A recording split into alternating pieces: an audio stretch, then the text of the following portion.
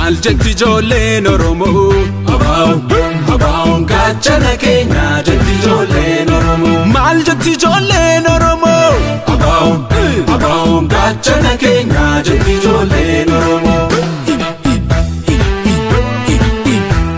Artistii lafaa dhufaa Toomaas Iyyaasuu yookiin Toomaas Bashannanaan jedhama. Akkuma beekamu guyyaa irraa kana wanti dhufee fi hundeeffama adda bilisummaa Oromoo sababeeffachuun waggaa 50ffaa isaa sababeeffachuudhaan ilmaan Oromoo guutuu addunyaa irratti argamtaniin baga geessan baga gammaddan isiniin jechuun barbaada.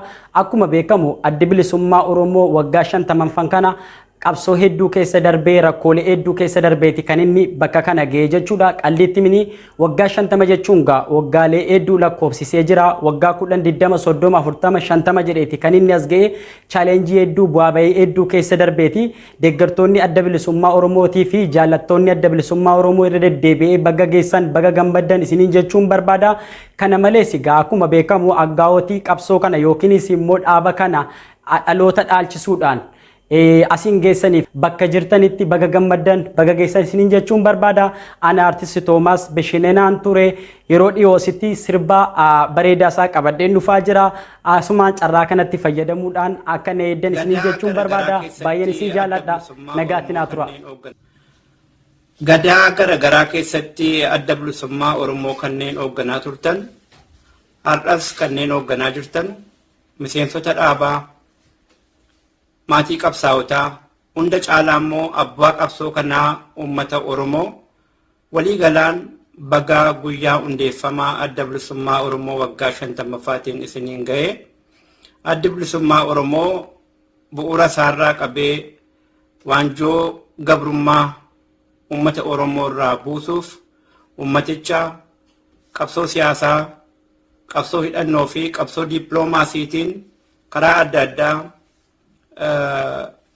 qabsaa'ee qabseessisee har'a umrii waggaa 50 lakkoofsiseera. Umrii waggaa 50 kana keessatti uummata Oromoo injifannoolee gurguddaa gonfachiisee jira. Abbaa afaansaa, abbaa eenyummaasaa, abbaa aadaasaa taasisuu danda'eera. Haa ta'u malee kaayyoo inni qabatee ka'e harki caalaan Oromiyaa keessatti uummata Oromoo biratti hojiirra oolan malee wanneen galma hin gahin garuu har'as qabsoon itti fufee finiinaa jiru ni jira. Isa kana galmaan gahachuuf uummanni Oromoo akkuma kaleessaa gochaa jiru ture. Waan nu afe kana tokkummaatiin harka wal qabachuutiin ragraga bilisummaa uummanni Oromoo irra gahee jiru kana gonfachiisee kaayyoo abaa'oon ganama qabatee ka'e kana xumuratti gochuun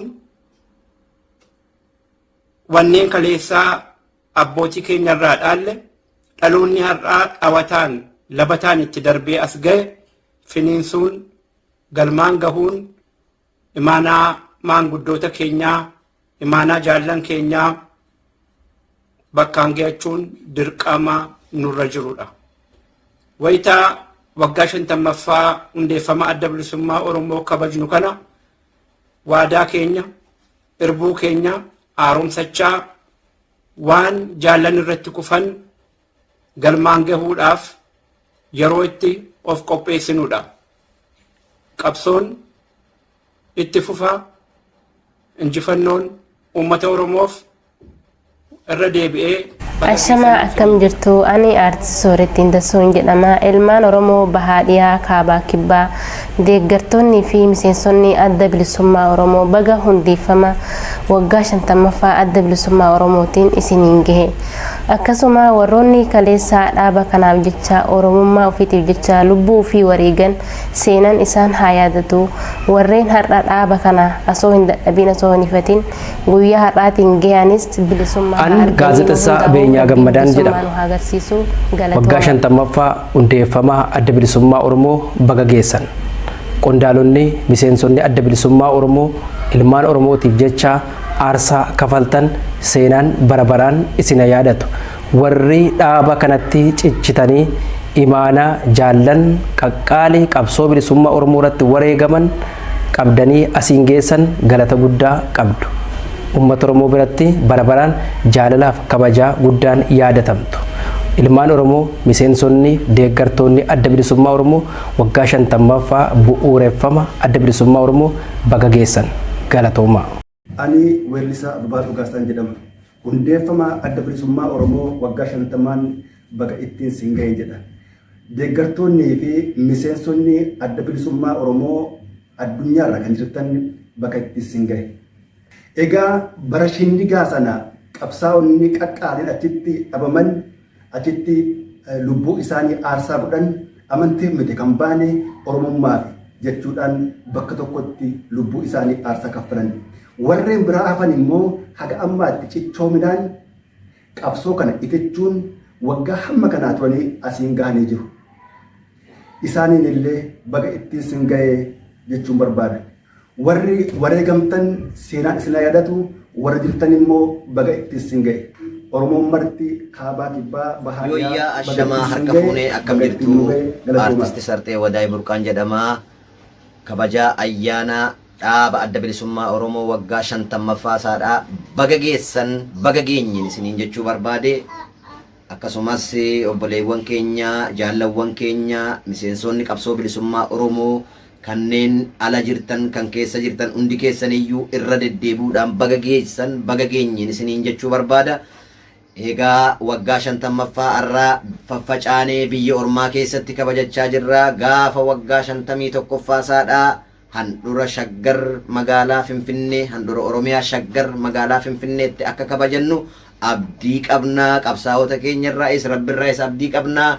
Dhaabni adda bilisummaa Oromoo dhaaba ijaaf gurra keenya, dhaaba qofa osoo hin taane uummata Oromootiif qaroodha, uummata Oromootiif gurra.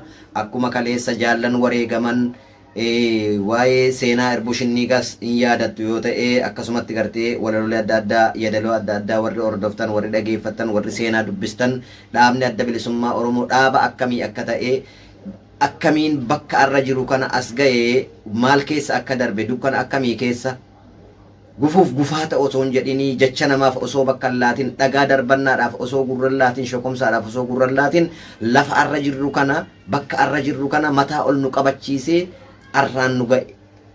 Kanaaf dhaablichi kuni dhaaba hin irraanfatamne dhaaba onnee ummata Oromoodha kamiyyuu keessayyuu jirudha. Akkasumas faajii hamma kana miidhagu kanas qabannee bara 51ffaadhaa Finfinnee keessatti handura Oromiyaadhaa magaalaa Shaggaritti akka kabajannu abdii guddaan qaba. Galatoomaan isiniin jedha ulfaadhaa horaa bulaa akka dhaamsaa fi akka xumuraatti immoo wanni jabeeffachuu qabnu warroota kaayoo jaallan kaleessa wareegamanii sana garte galmaan ga'uudhaaf deemu kana haa utubannu haa jabeeffannu duuba haa dhaabbannu qabsoon keenya hamma galiisaa rukututti dhiigaaf lafee cabe sana dhiisnee jireenya dhuunfaa keenyaatti akka irraan gorre haa hordofnu haa jajjabaannu baga geessanii bagattiin isin ga'een isiniin jechuu barbaade. Artisti lafaa dhufaa Eliyaas Abubakar Hamid jedhama. Baga hundeeffama waggaa 50ffaa ABO'tiin isin ga'e. Hogganootni ABO, deeggartoonni akkasuma miseensonni hundi keessaniyyuu baga gammaddan.